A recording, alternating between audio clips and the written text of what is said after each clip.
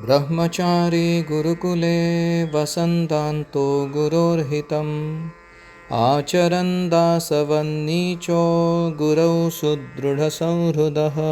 ॐ नमो भगवते वासुदेवाय। ॐ नमो भगवते वासुदेवाय। ॐ नमो भगवते वासुदेवाय।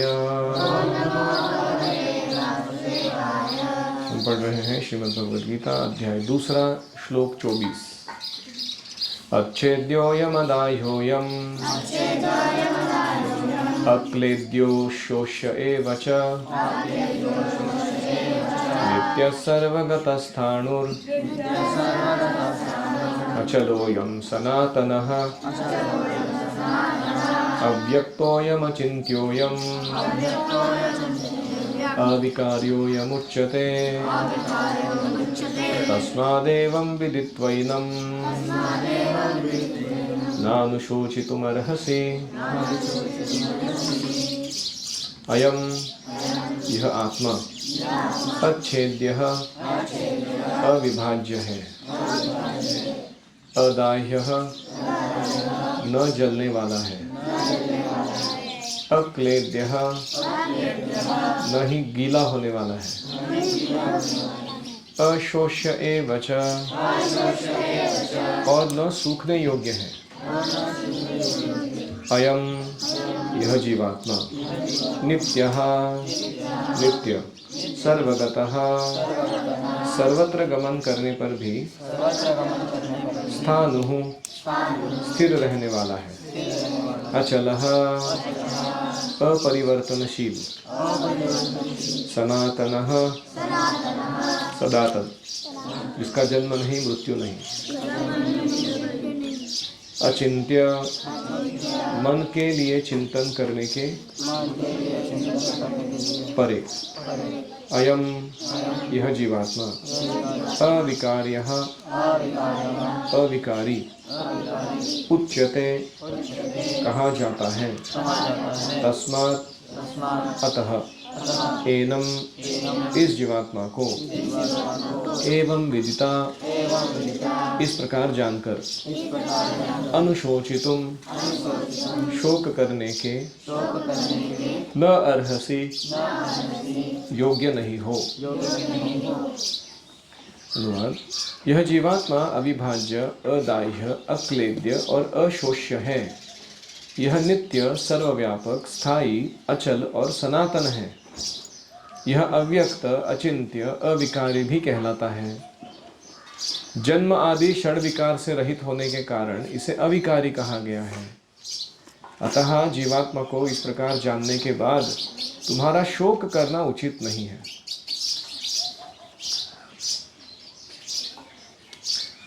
तो कुछ क्वालिटीज हैं इसमें जो रिपीट किए गए हैं। जैसे पहले भी बोला था कि जीवात्मा को काटा नहीं जा सकता, जलाया नहीं जा सकता, सुखाया नहीं जा सकता। तो क्यों रिपीट किया जा रहा है? जैसे हरेर नाम एव केवलम कलो नास्ति एव नास्ति एव नास्ति एव गतिरन्यथा। तो बार बार रिपीट क्यों कर रहे हैं? हाँ, टॉपिक बहुत इंपॉर्टेंट है और दिमाग में घुसना चाहिए वो। You can not miss it. ये बातें तुम्हें ऐसे धारण करनी है कि कभी चूके नहीं मन में। इसके विपरीत तुम कभी काम ना करो।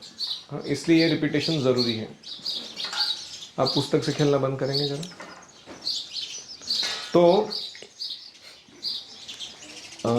सर्वगतः इस शब्द का अर्थ है कि जीवात्मा सब जगह अलग अलग योनियों में भ्रमण करता रहता है, देवता, मनुष्य, पशु, पक्षी। लेकिन फिर भी वो स्थाणु है। स्थाणु का अर्थ क्या है? कि वो अचल है, वो अपनी स्थिति में वैसे ही बना रहता है, हालांकि उसके शरीर इतने प्रकार के दिखाई देते हैं।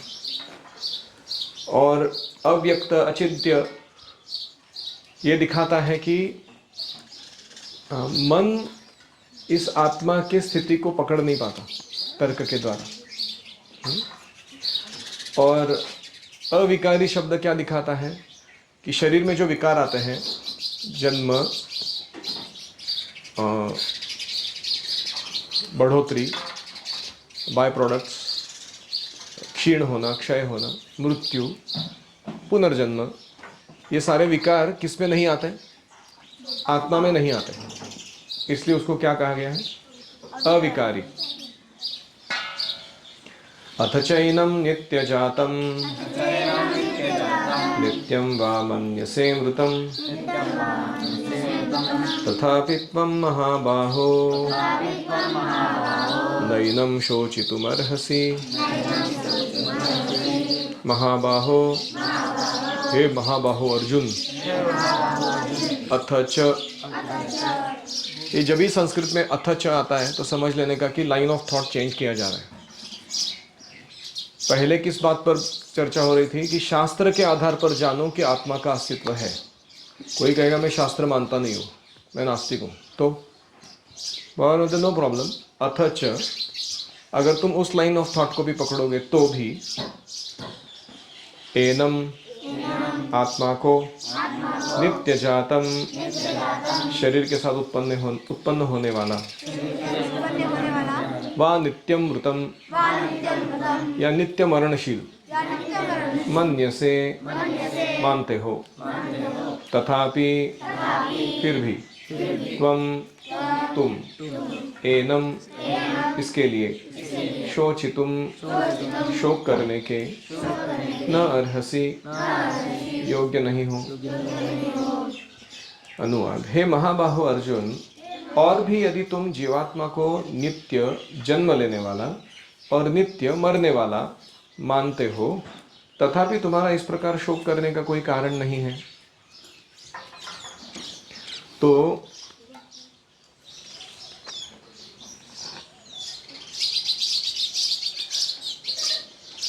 कुछ लोग हैं वो ऐसा मानते हैं कि आत्मा शरीर के साथ जन्म लेती है। जीवन कब आता है? जब शरीर जन्म लेता है। और जीवन कब नष्ट हो जाता है? जब शरीर मर जाता है। अगर तुम्हारा ये लाइन ऑफ थॉट है, ऐसा विचार करने का तरीका है, तो भी क्या शोक करने की जरूरत नहीं है। क्यों? क्योंकि अगर देह की मृत्यु नित्य है और आत्मा भी नित्य मरणशील है, तो भी क्षत्रिय होने के कारण युद्ध करना आवश्यक स्वधर्म है।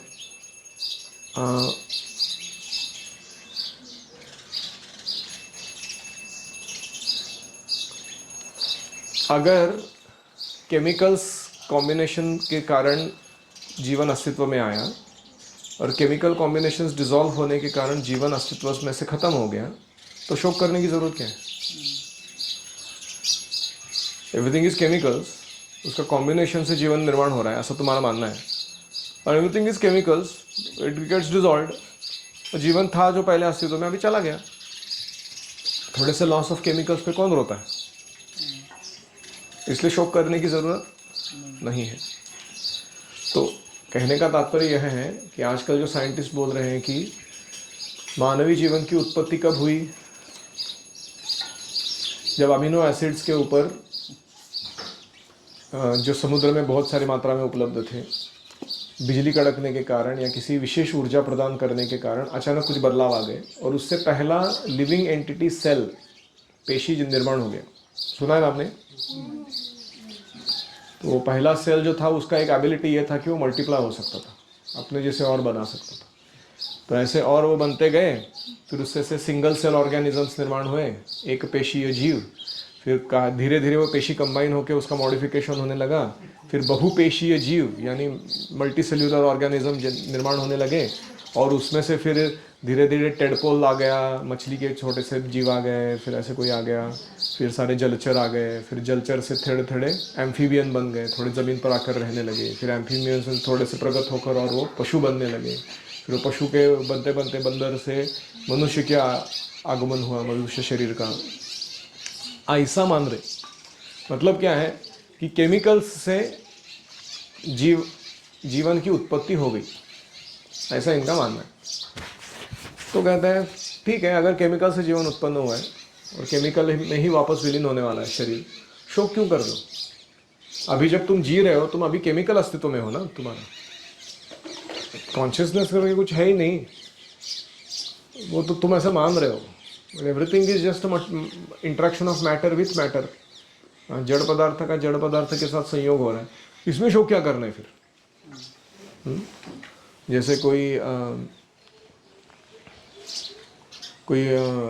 पत्थर था, वो किसी मिट्टी के ढेर में जाके गिर गया और उसको मिट्टी के ढेर ने लिप्त कर दिया,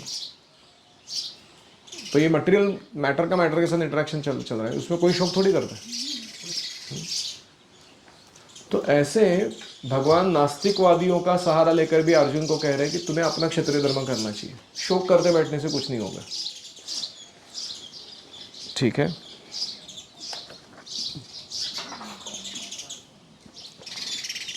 (27) जातस्य हि ध्रुवो मृत्युर्ध्रुवं जन्म मृतस्य च तस्मादपरिहार्येऽर्थे न त्वं शोचितुमर्हसि। ही, क्योंकि जातस्य मृत्युः, जन्म प्राप्त व्यक्ति की मृत्यु, ध्रुवः निश्चित है, मृतस्य च जन्म, मृत व्यक्ति का जन्म होना, ध्रुवम निश्चित है, तस्मात् अतः, त्वं तुम, अपरिहार्ये अर्थे, कंपल्सरी सब्जेक्ट, अनिवार्य विषय, शोचितुम न अर्हसि, शोक करने के लिए योग्य नहीं हो। अनुमान, क्योंकि जिसने जन्म ग्रहण किया है उसकी मृत्यु निश्चित है और मृत व्यक्ति का जन्म लेना भी निश्चित है, अतः इस अपरिहार्य अवश्यंभावी विषय में तुम्हें शोक नहीं करना उचित है। तो जब आत्मा के प्रारब्ध कर्म खत्म हो जाते हैं तो उसका शरीर जो है वो बदल दिया जाता है और वह नया शरीर धारण करने के बाद ये निश्चित है कि वो मृत्यु जिसका हुआ है वो जन्म लेगा और जन्म जिसका हुआ है वो मृत्यु को प्राप्त करेगा। तो ये कंपल्सरी सब्जेक्ट में जो अपरिहार्य विषय है, इसमें शोक करके क्या मिलेगा?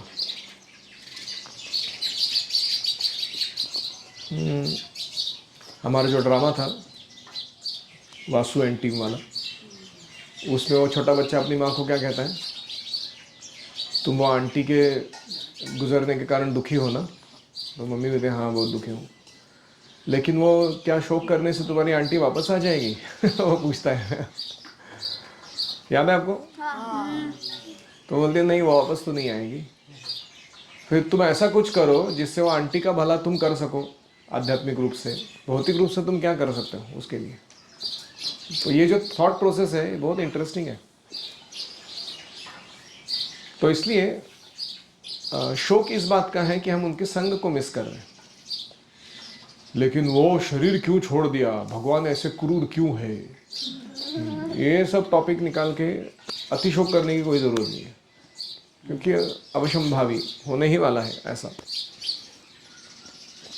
अव्यक्तादीनि भूतानि व्यक्तमध्यानि भारत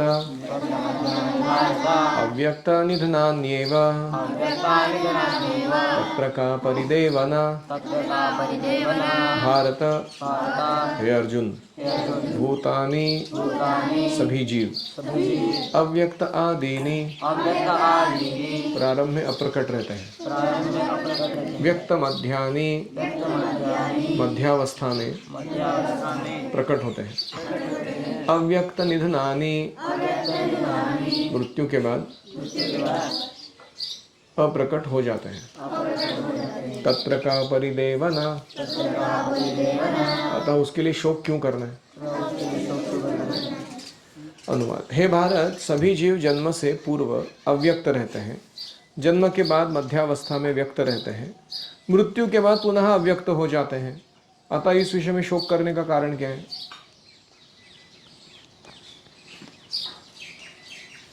जैसे कोई व्यक्ति है, वो गरीब था तो साइकिल चलाता था, कुछ दिन का थोड़ा पैसा आ गया, साइकिल छोड़ के लूना ले लिया उसने, मोपेड, फिर वो भी छोड़ दिया, कुछ साल और पैसे आ गए तो उसने एक RX 300 बाइक ले लिया, 300cc Yamaha.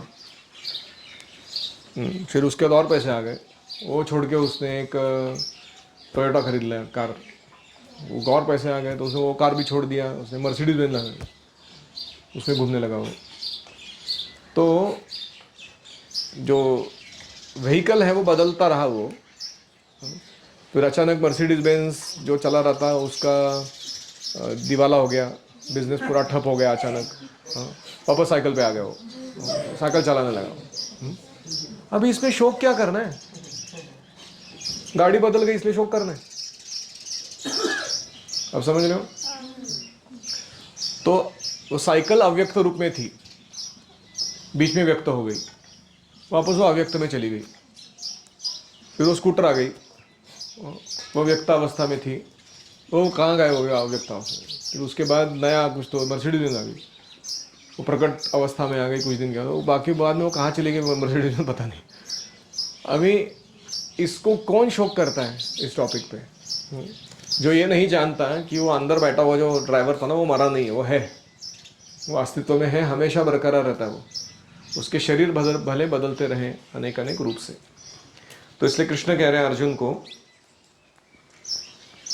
Don't avoid your duty because of this fear of death of relatives. अपने कर्तव्य में चूकना नहीं, ये सोच के कि इनके मृत्यु का कारण मैं नहीं बनना चाहता। तुम्हें क्या सोचना चाहिए कि क्षत्रिय का धर्म बहुत भयावह है। हरे कृष्णा। क्षत्रिय धर्म बहुत भयावह है और हमारी इच्छा होनी चाहिए कि हमें अपने कर्तव्य से चूकना नहीं है। तो प्रभुपाद जी लिखते हैं, Prabhupada actually quotes from Shrimad Bhagavatam 10:54-40। क्षत्रियाणाम अयम धर्म प्रजापति विनिर्मितः। प्रजापति ने ऐसा निर्माण किया है क्षत्रिय धर्म। क्या है ये? भ्रातापि भ्रातरम हन्यात। कभी कभी भाई को मारना पड़ता है अपने ही। ये न घोर तरस्ततः। इसलिए इस क्षत्रिय धर्म को अतिशय भयावह कहा गया है। तो कभी कभी धर्म के पालन में ऐसा करना पड़ता है, तुम्हें इसके लिए शोक करने की जरूरत नहीं है। प्रतिभा जी, आप यहाँ बैठ सकते हो चाहिए तो। हाँ नहीं, अभी 1 मिनट में शुरू होने वाला। तो